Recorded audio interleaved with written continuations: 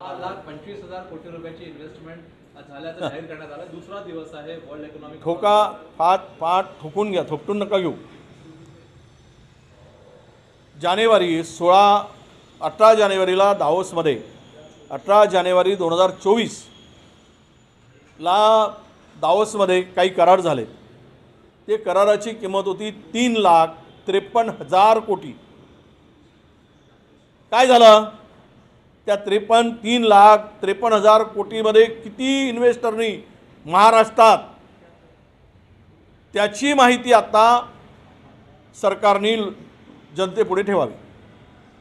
त्यांची ती माहिती ठेवावी। 3.5 लाख कोटी रुपये त्यावेळेस करार झाल्याची पाठ थोपटून घेतली निवडणुकीच्या तोंडावर अगोदर 6 महिन्यापूर्वी, आणि सांगितलं की महाराष्ट्रामध्ये बघा किती इन्व्हेस्टमेंट आहे।